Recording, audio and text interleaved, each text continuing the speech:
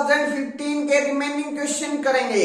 4 question हमने कर लिए थे, 5th क्वेश्चन से स्टार्ट करेंगे। 5th क्वेश्चन क्या है मेरे पास, late T from R4 to R4 be a linear map such that the null space of T is this and the rank of T minus 4i is 3 if the minimal polynomial of T is x into x minus 4 power of alpha, then alpha is equal to, मेरे पास T एक R4 to R4 linear map दी गई है, उसके बाद उसका null space दिया गया है।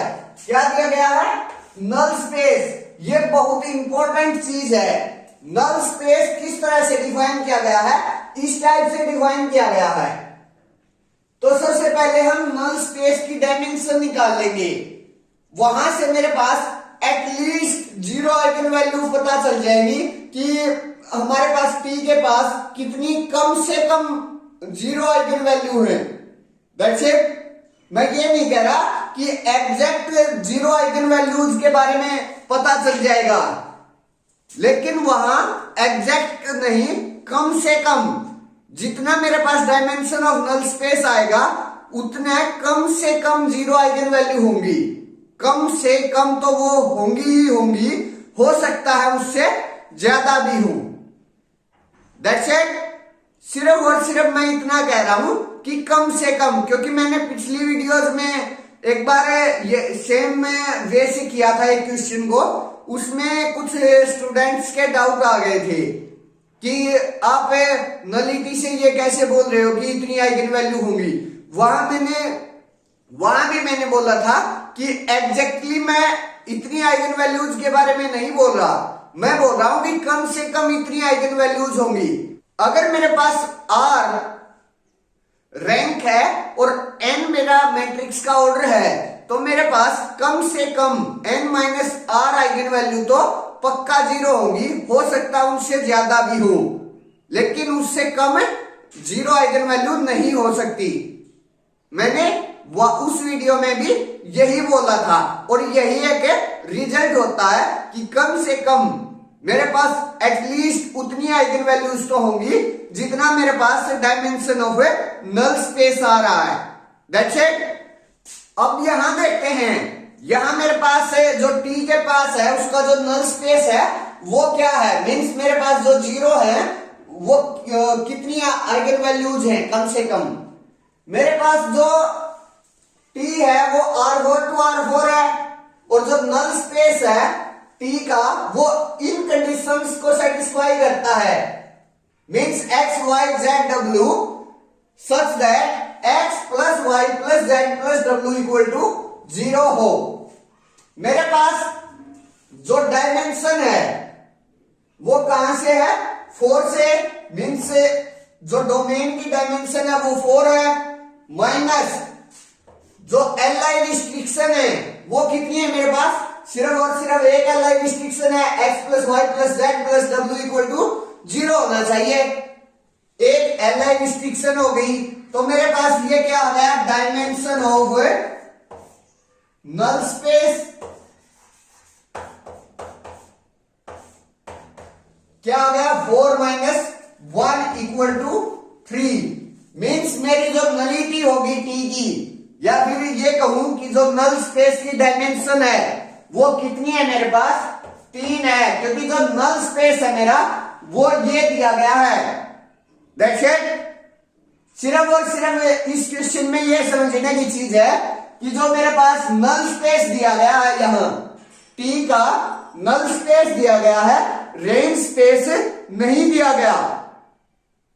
अगर मेरे पास T का रेंज स्पेस दिया गया होता तो वहां से मेरे पास रैंक आता, यहां नल स्पेस दिया गया है तो यहां से मेरे पास नलिटी आएगी। तो मेरे पास जो नलिटी है वो 3 हो गई, नलिटी ऑफ T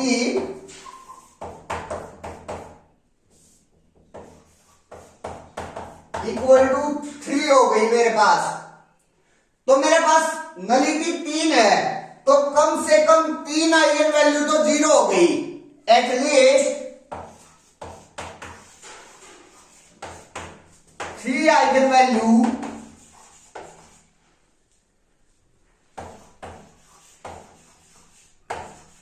और 0। मेरे पास 3 आइगन वैल्यूज तो 0 हो गई, कम से कम, एग्जैक्टली नहीं, कम से कम। उसके बाद एक चीज और दी गई है, rank of t minus 4i is 3। अगर लैम्डा एक आइगन वैल्यू है तो t माइनस लैम्डा i करता हूं मैं, तो वो इक्वल टू 0, मीन्स वो सिंगुलर होता है। तो यहां से मेरे पास t माइनस 4i का जो रैंक है वो 3 दिया गया है, मीन्स t माइनस 4i जो है वो सिंगुलर है मेरे पास। सिंगुलर है तो लैम्डा, उधर लैम्डा क्या होता है, आइगन वैल्यू। तो यहां मेरे पास जो 4 है वो क्या हो गया, आइगन वैल्यू। तो मेरे पास आइगन वैल्यूज आ गई, क्या क्या है, 0 और 4 आइगन वैल्यू है। और 0 की जो अलजेब्राइक मल्टीप्लिसिटी है वो कितनी है, 3 है। तो 4 की जो अलजेब्राइक मल्टीप्लिसिटी है वो कितनी हो जाएगी, 4 माइनस 3 इक्वल टू 1। तो मेरे पास जो 4 की अलजेब्राइक मल्टीप्लिसिटी आएगी वो कितनी हो जाएगी, 1। क्योंकि जो टोटल आइगन वैल्यूज की अलजेब्राइक मल्टीप्लिसिटी होनी चाहिए वो डोमेन की डायमेंशन के बराबर होनी चाहिए। और जो डोमेन की डायमेंशन है वो क्या है, मेरे पास 4 है। तो यहां मेरे पास जो अलजेब्राइक मल्टीप्लिसिटीज का जो सम है वो किसके बराबर होगा, 4 के बराबर। मीन्स 3, कम से कम 3 आइगन वैल्यूज तो मेरे पास क्या आई हुई थी, 0, और एक आइगन वैल्यू आ गई मेरे पास 4। तो मेरे पास टोटल होनी चाहिए 4। तो एग्जैक्टली 3 आइगन वैल्यूज तो मेरे पास 0 होगी और सिर्फ एक आइगन वैल्यू मेरे पास क्या हो जाएगी, 4 हो जाएगी। अब मिनिमल पॉलिनोमियल दिया गया है t का, x into x minus 4 power of alpha करके, और अल्फा की वैल्यू पूछ रहा है। मेरे पास जब अलजेब्राइक मल्टीप्लिसिटी ही 1 है तो ज्योमेट्रिक मल्टीप्लिसिटी भी क्या हो जाएगी, मेरे पास वहां से 1 हो जाएगी। मीन्स जो अल्फा है उसकी वैल्यू कितनी हो जाएगी, 1 हो जाएगी। That's it. Next question, question number 6 क्या मेरे पास, let M be an invertible Hermitian matrix and let x, y belonging to R be such that x square less than 4y, then these are the option। मेरे पास M एक invertible Hermitian matrix दी गई है और उसके बाद 2 real number दिए गए, arbitrary real number जो इस कंडीशन को सेटिस्फाई करते हैं, x square less than 4y। Then M को पॉलिनोमियल्स की फॉर्म में पुट किया गया है और फिर ये पूछ रहा है कि वो जो पॉलिनोमियल्स हैं वो सिंगुलर होंगी या फिर नॉन सिंगुलर होंगी।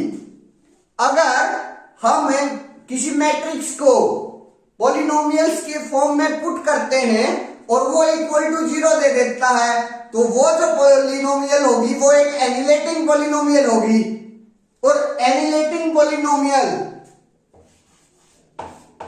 जो होती है उसको मेरी जो mx है, mx मींस मिनिमल पॉलिनोमियल, वो एनिलेटिंग पॉलिनोमियल को डिवाइड करती है।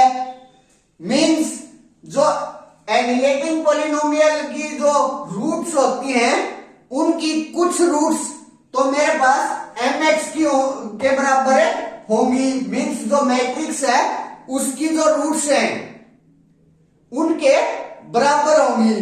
हो सकता है उनसे, क्योंकि एनिलेटिंग पॉलिनोमियल को सिर्फ डिवाइड करती है। मींस जैसे अगर मेरे पास x स्क्वायर माइनस 1 ये एक एनिलेटिंग पॉलिनोमियल है x माइनस 1 की।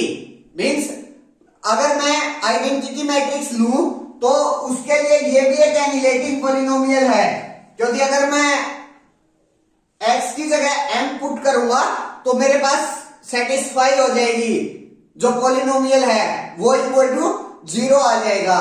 लेकिन मेरे पास आइडेंटिटी लिया था तो वहां से जो mx है वो क्या है, मेरे पास x माइनस 1 है।